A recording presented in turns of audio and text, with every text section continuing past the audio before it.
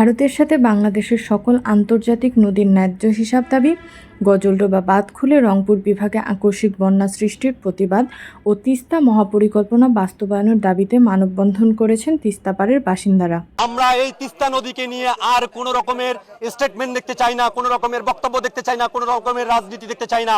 আমরা এখন সোজাসাপটা কথা হচ্ছে স্পষ্টভাবে যে আমাদের এই তিস্তা বেচিজ উন্নয়ন যে প্রকল্প রয়েছে সেটা দৃশ্যমান করতে হবে এবং সরকারকে সেই উদ্যোগ গ্রহণ করতে হবে। যখন এই উদ্যোগ যদি কখনো মানা না হয় কিংবা বিলম্ব করা হয়, তাইলে আমরা তিস্তা অববাহিকা উন্নয়ন পরিষদের ব্যানার নিয়ে আমরা বাংলা ব্লকেড করবো ইনশাআল্লাহ। এখানে চায়না হোক, বাংলাদেশি গবেষণা হোক, যে কোনো প্রতিষ্ঠানের মাধ্যমেই হোক, আমাদের এই তিস্তাকে মহাপরিকল্পনা আওতায় নিয়ে এসে দুই তীরে উঁচু বাঁধ নির্মাণ করে তিস্তাকে ড্রেজিং করে তিস্তার নাব্যতা বৃদ্ধি করে এবং ভারত যেন যে কোনো মুহূর্তে পানি ছেড়ে না দেয় তার ব্যবস্থা করতে হবে। যে আমাদের তিস্তা নদী নিয়ে আর যেন কোনো রাজনীতি করা না হয়, আমরা বিভিন্নভাবে এই রংপুর অবহেলিত আমরা চাই না।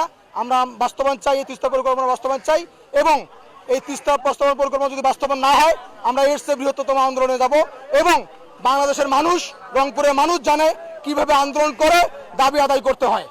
বুধবার দুপুরে গঙ্গাচড়া উপজেলার মহিপুর বাজারে তিস্তা অববাহিকা উন্নয়ন পরিষদের ব্যানারে এ মানববন্ধনে বক্তব্য রাখেন গঙ্গাচড়া লক্ষ্মীটারি ইউনিয়নের চেয়ারম্যান আবদুল্লাহ আল হাদি, তিস্তা অববাহিকা উন্নয়ন পরিষদের সমন্বয়ক হানিফ খান সজীব, সুলতান মাহবুব, রবিউল ইসলাম বাবলু সহ অন্যান্যরা।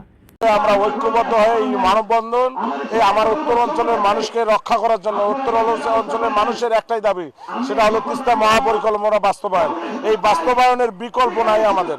তার কারণ আমাদের এই এলাকার মানুষ এই নদী ভাঙার কারণে দিন দিন অসহায় হয়ে যাচ্ছে, প্রতি বছরে হাজার হাজার বাড়ি ধ্বংস হয়ে যাচ্ছে, যার কারণে আমাদের নদী ভাঙনের এই মহাপরিকল্পনা বাস্তবায়নের বিকল্প নাই। মানববন্ধনে অন্তর্বর্তীকালীন সরকারের কাছে দ্রুত তিস্তা মহাপরিকল্পনা বাস্তবায়ন করে উত্তরাঞ্চলকে অর্থনৈতিকভাবে এগিয়ে নেওয়ার দাবি জানানো হয়। Desk report, IVO News 24।